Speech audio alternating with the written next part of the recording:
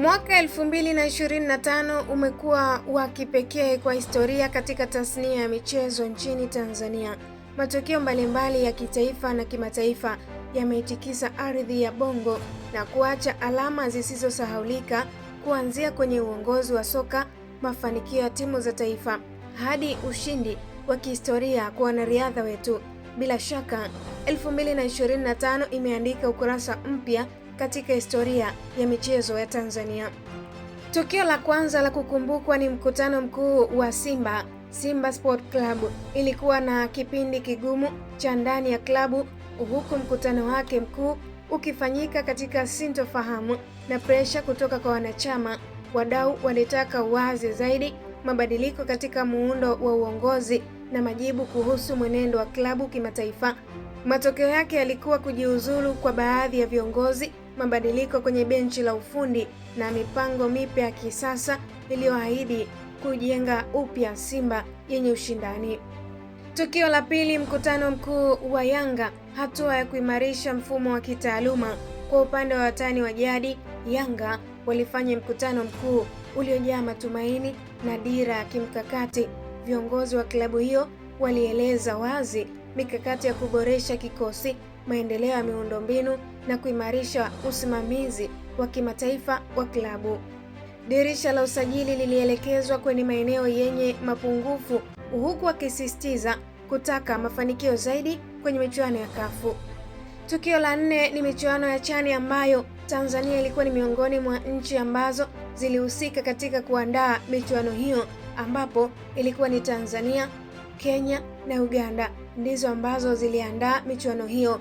Taifa Stars ilishiriki michuano ya CHAN kwa wachezaji wa ndani na kuonesha kiwango kizuri, ikiwa ni sehemu ya mpango mkubwa wa kujenga misingi imara kwa timu ya taifa.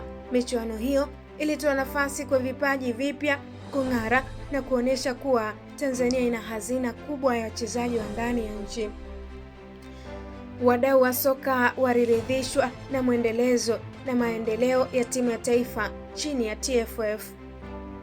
Tukio lingine kubwa la kihistoria ni AFCON 2025, Tanzania ikiandika historia. Hakuna tukio kubwa lililobeba hisia za Watanzania kama michuano ya AFCON 2025 iliyofanyika Morocco. Taifa Stars ilifanya kile ambacho hakijawahi kufanyika, ikifuzu hatua ya 16 bora kwa mara ya kwanza. Wachezaji walionyesha uzalendo, nidhamu na ubora mkubwa. Ushindi huu haukuwa tu uwanjani pekee, bali uliwaunganisha Watanzania na kuamsha ari mpya ya kuwekeza zaidi kwenye soka la kitaifa. Kocha Miguel Gamondi na kikosi chake walijizolea sifa kemkem, huku shukrani zikielekezwa kwa aliyekuwa kocha wa kufuzu Hemed Morocco. Tukio la sita linamhusu Alphonce Simbu. Aliandika historia ya dunia kuwa bingwa wa riadha wa dunia. Katika sekta ya riadha, Alphonce Simbu aliibuka shujaa wa mwaka baada ya kutoa ubingwa wa dunia katika mbio za marathon. Ushindi huu uliweka Tanzania kwenye ramani ya dunia na kuonesha kuwa mafanikio si tu ya soka pekee. Simbu alipeperusha bendera ya nchi kwa fahari na kushinda tuzo ya kimataifa inayochochea uwekezaji zaidi kwenye michezo mingine kama riadha.